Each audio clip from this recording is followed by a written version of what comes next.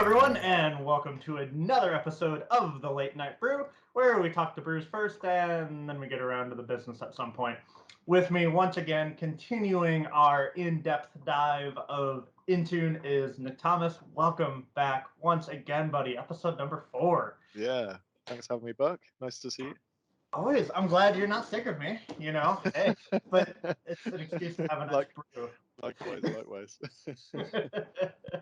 So, what are you having with me once again? I'm being sensible today. I've just got a Heineken 0% alcohol. Hey, we all need the break, and there's plenty of Late Night Brew episodes where Exactly. The Australian team, since it tends to be their morning, they're the ones drinking tea. So you're in good company with sensibility. Me, however, I am not sensible. I'm having myself a Mother Road Tower IPA. Very good IPA. It's not as fruity as some of the hazy ones I like, but it's not overbearingly hoppy, which hey, is nice. So yeah, nice. So on Intune, Nick referenced the fact that you can enroll applications and just the applications on mobile device, and that is definitely an episode all in itself, which is why we're here. So Nick, how does Intune enable you to manage the applications remotely? I think, yeah, I was about to say touched on that before, but definitely touched on that before.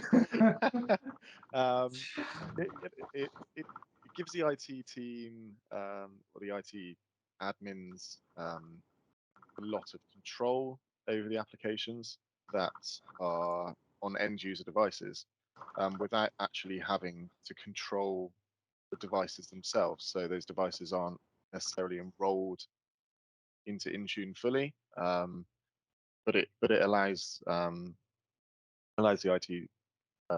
IT team to keep the data secure, for instance. Kind of like a walled garden, as it were. Exactly. Yeah. We touched on it in another video, didn't we? And you as an IT admin might want to pre-configure an app. So once that app is then deployed, all of the settings are in the app already. It involves no work for the end user apart from logging in to Outlook, for instance, the Outlook app, so they can access their corporate data. Focused inbox.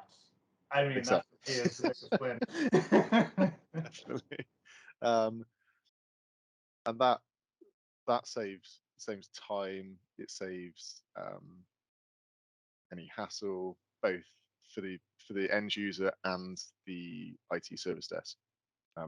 It's really efficient. If somebody's there and they're trying to type something in manually, there might be a long URL that they need, for instance, and is that a semicolon or a colon, and there's one mistake and then there's a call to the IT service desk. So by pre-configuring that app, that saves a lot of time.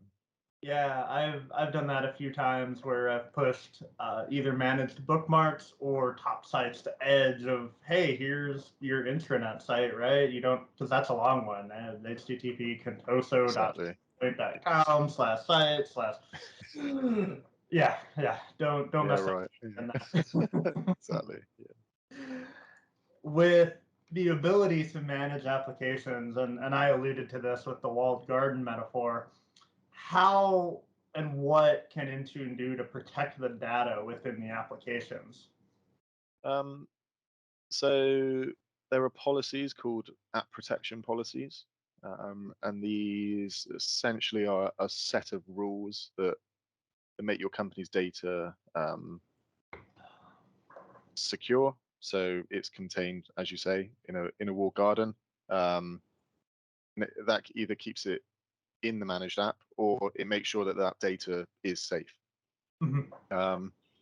There could be a policy set for a set of actions that are restricted or monitored when the user's inside that app, or it could be a rule. So that rule sat there, and when somebody tries to move or access corporate data when they shouldn't do, and it will prevent the user from doing so.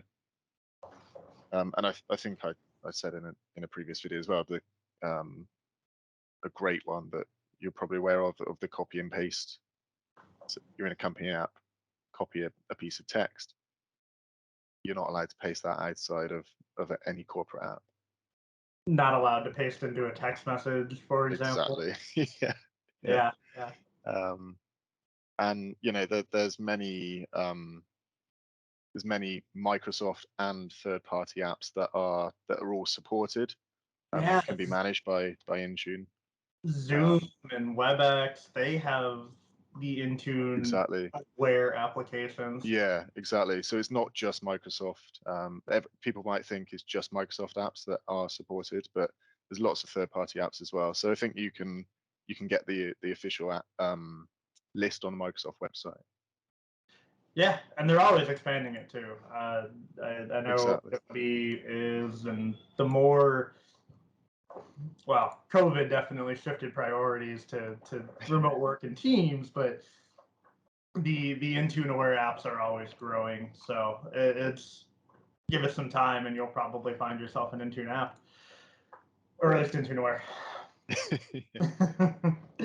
With that, though, that does wrap up our time again once more for the show. Nick, it's been a pleasure having you, mate. Much appreciated.